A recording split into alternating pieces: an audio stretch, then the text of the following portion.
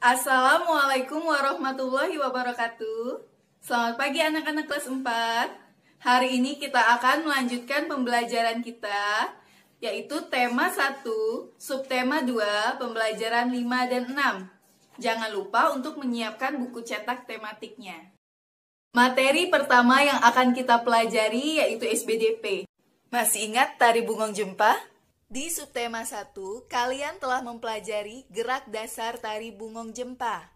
Sekarang kita akan mengulas kembali mengenai tari Bungong Jempa. Tari Bungong Jempa itu berasal dari Aceh. Gerakannya bertumpu pada kecepatan gerakan tangan. Gerakan dasarnya kita sambil lihat video berikut ini. Berikut ini video bagaimana cara tari dengan posisi duduk. Kita lihat gerakan dasarnya, yaitu yang pertama, tangan kanan di bahu, tangan kiri di paha, ditepuk 2 kali bersamaan. Dilakukan bergantian kanan dan kiri. Itu dilakukan dengan hitungan 4 kali 8. Yang kedua, yaitu tangan kanan berdiri, tangan kiri di siku, ditepuk 2 kali, dilakukan secara bergantian. Ini hitungannya 2 kali 8. Gerakan yang ketiga, yaitu kedua tangan tepuk lurus ke depan, tepuk ke tengah, tepuk ke atas, lalu tepuk ke tengah. Ketika tepuk ke atas, badan diangkat. Gerakan keempat, kedua tangan memegang lantai, serong ke kanan dan ke kiri. Ditarik ke atas, tangan lurus, serong ke kanan dan ke kiri. Dilakukan bergantian, hitungan 2 kali 8. Sekarang kita akan melanjutkan materi pembelajaran kita, yaitu mengenai materi IPS. Di Indonesia, keberagaman tidak hanya terdapat pada adat dan budaya, tetapi juga terdapat pada keberagaman agama. Kemarin telah dibahas di materi sebelumnya bahwa agama di Indonesia itu ada 6. Antara lain agama Islam, Kristen, Katolik, Buddha, Hindu, dan Konghucu. Setiap agama memiliki hari besar masing-masing. Sebagai contoh, pada agama Islam itu terdapat hari besar keagamaan seperti Hari Raya Idul Fitri, Hari Raya Idul Adha, Tahun Baru Hijriah, dan Isra Mi'raj. Dikarenakan Indonesia memiliki banyak keberagaman suku, keberagaman budaya, dan keberagaman agama, kita harus mengetahui cara bersatu dalam keberagaman dan bagaimana bekerja sama dalam keberagaman. Sekarang, anak-anak buka buku halaman 110. Kalian amati gambar dan baca teks tentang kegiatan warga perumahan Kampung Melayu.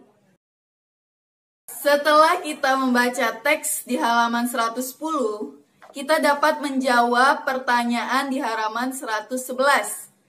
Untuk yang pertama, kehidupan warga perumahan Kampung Melayu sangat baik dan patut dicontoh. Yang kedua, warga Kampung Melayu itu memiliki perbedaan suku dan agama. Setiap bulan, warga perumahan Kampung Melayu mengadakan kerja bakti membersihkan lingkungan. Apa yang patut dicontoh dari kehidupan warga perumahan Kampung Melayu? Yaitu warga perumahan Kampung Melayu saling bekerja sama dan berbagi tugas, tanpa membeda-bedakan suku dan agama. Mereka juga saling menghormati dan menghargai suku dan agama yang berbeda-beda. Sikap yang perlu dihindari dalam kehidupan berbangsa dan bernegara adalah memandang rendah suku, budaya, dan agama lain, serta mementingkan kepentingan suku atau daerah dibandingkan kepentingan negara.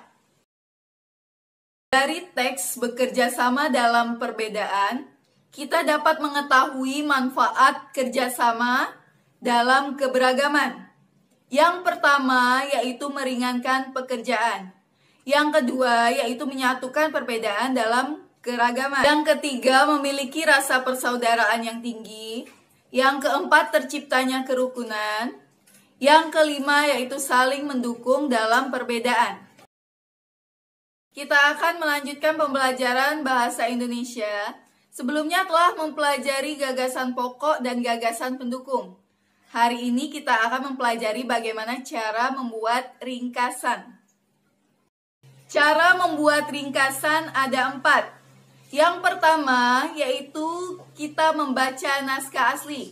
Kita baca dengan seksama, cari intinya, lalu kita pahami maksud dan sudut pandang penulis pada naskah asli. Yang kedua yaitu mencatat gagasan utama. Kita catat gagasan pokoknya, lalu gunakan gagasan pokok itu untuk menyusun ringkasan. Yang ketiga, menggunakan bahasa baru.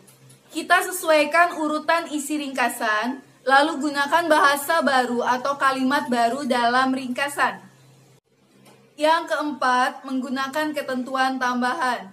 Susun ringkasan dalam kalimat tunggal. Ringkas kalimat menjadi frasa, frasa menjadi kata. Kalimat tunggal adalah sebuah kalimat yang terdiri dari satu subjek, satu predikat, dan dapat ditambahkan objek serta keterangan. Sedangkan frasa, frasa adalah sebuah kesatuan atau satuan yang terdiri dari dua kata atau lebih. Sebagai contoh pada paragraf berikut, gagasan pokok paragraf pertama adalah khasiat buah tomat. Gagasan pokok paragraf kedua, tomat adalah buah yang lezat disantap. Sehingga ringkasan yang tepat pada paragraf, tomat adalah buah yang syarat khasiat dan lezat disantap. Demikianlah pembelajaran kita pada hari ini. Jangan lupa untuk merangkum hal-hal penting yang Ibu sampaikan dalam video. Ibu akhiri, wassalamualaikum warahmatullahi wabarakatuh.